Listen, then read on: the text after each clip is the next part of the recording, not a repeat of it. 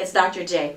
Hi students, so I wanted to do another video lecture for you on chapter 4, Global Leaders, Learning from Others and Change. Okay, so the book starts off with a couple of learning objectives that are really outlining a lot of the organizational learning terms, how global leaders work, how they learn things from the business perspective, and how they learn from others with change as well. So if you're looking to learning objectives, it's really unconventional.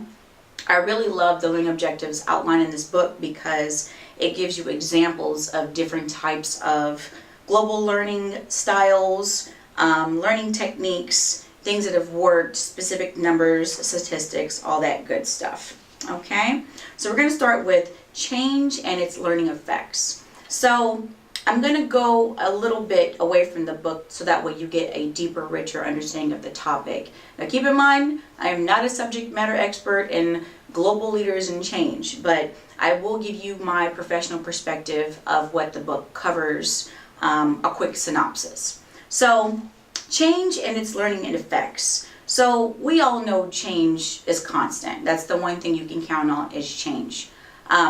Many times I've had many of my mentors tell me that, change is the only constant factor. You can count on change, in fact.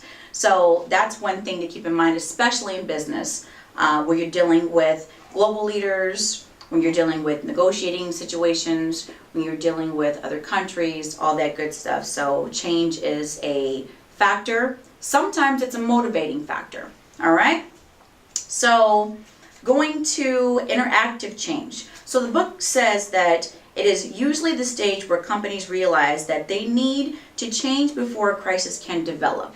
Meaning that when you're dealing with change, you have pretty much two choices, okay? You can react to it or you can kind of work with it. Now the book talks about, reactive. Now it's really important in business that you try to stay on top of the change, especially if you have some kind of system where you can kind of forecast the change. A lot of companies have systems, HRM systems, which is human resources management systems, that forecast changes in their consumers, what they're doing, what they're not doing, how products are doing in comparison to the competitors. So the reactive change really talks about trying to get to the crisis before it develops, which is that first change. Okay? All right. We're going to go on to the management mindsets. So the book talks about management mindsets, it being more of a mindset where leaders understand that, there's things in companies that happen on the aspect of international markets, the mindsets, attitudes that are strongly influenced by different types of strategies, okay?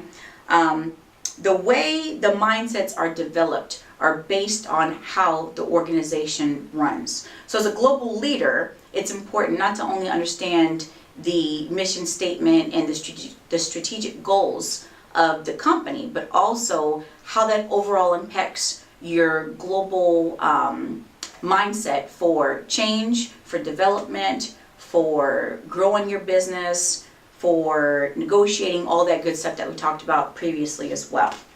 All right. Okay. We are going to go on to, there's a section in here that talks about something that I wanted to get into.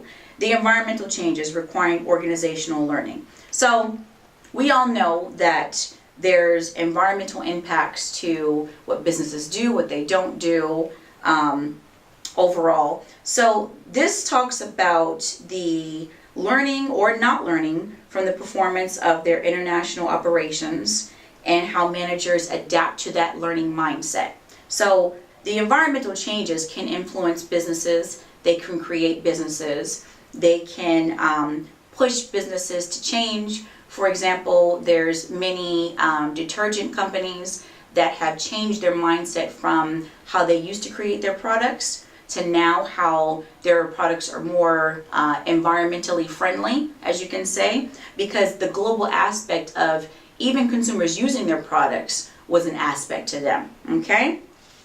All right. Going to go to social changes, interpersonal roles. So social changes and interpersonal roles. In the business field, there's different ways you can communicate.